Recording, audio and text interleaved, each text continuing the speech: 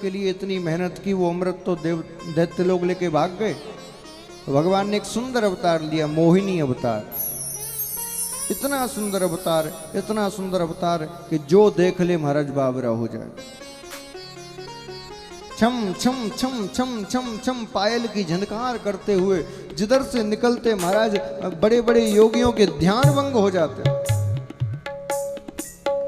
पैरों में 84 घुंघरू की पाजेब, घुंघराली अलकें और सुंदर गजरा लगा हुआ है, कमर में करधनी बंधी है, बाजू बंद बंधे हैं, हाथों में लाली लगी है और धनुष के आकार की भौएं,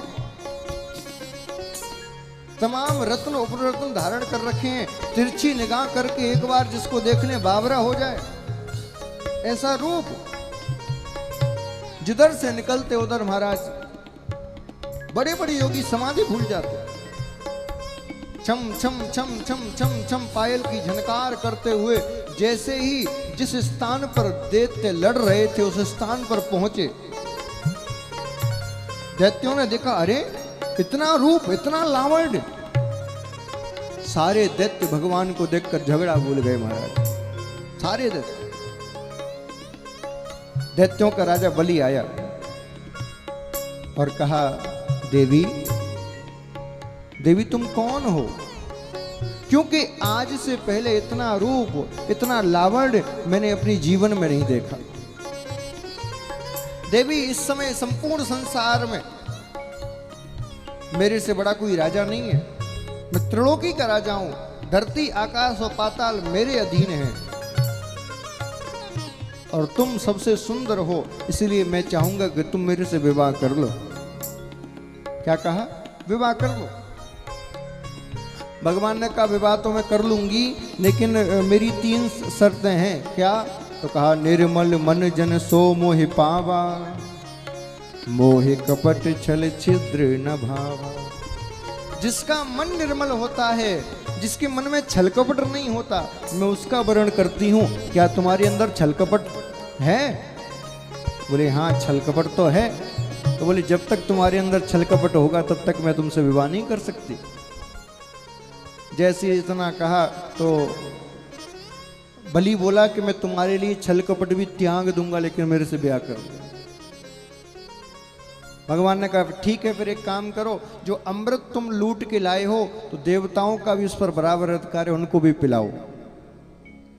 जैसे इतना कहा तो बलि ने अमृत के कलश को लिया और भगवान के ही हाथों में सौंप दिया। बोले, ये अमृत का कलश तुम पकड़ो, जिसको इच्छा हो पिलाओ, जिसको इच्छा नहीं हो मत पिलाओ। इतना विश्वास पात्र हो गई भगवान।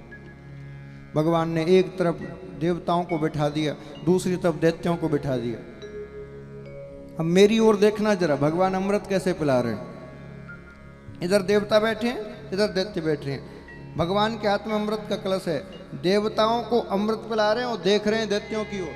ऐसे ये स्थिति है भगवान की। क्यों ऐसा, क्यों कर रहे हैं भगवान? कई लोग प्रश्न करते हैं कि भगवान ने दैत्यों के संग छल किया। मैं कहता हूं, छल नहीं किया, पिला दोनों को रहे, बस हमारी सोच का फर्क है। भैया, देवताओं को स्वर्ग का अमृत पिला रहे हैं क्योंकि देवताओं ने स्वर्ग का अमृत मांगा, लेकिन दैत्यों ने भगवान से स्वर्ग का अमृत नहीं मांगा था।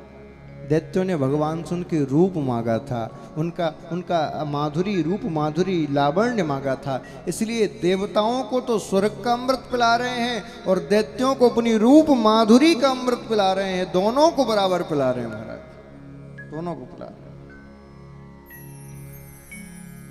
राहु नाम का एक दैत्य था, उसको लगा कुछ ना कुछ तो गड़बड़ है, कि देवता ही देवतन को क्यों पिला रहे हैं। तो उसने क्या किया, तुरंत उठा और सूर्य और चंद्रमा के बीच में जाके बैठ गए। भगवान की दृष्टि तो दैत्यों की ओर थी, भगवान को तो कुछ दिखा नहीं।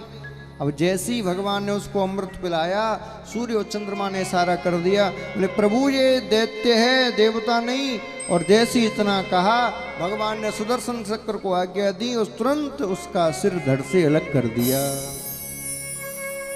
क्योंकि वो अमृत पी चुका था, लेकिन कंठ के नीचे नहीं गया था अमृत, केवल कंठ तक आ पाया, तब तक गर्दन काट दी। इसीलिए उसका सिर तो अमर हो गया और धड़ समाप्त हो गया।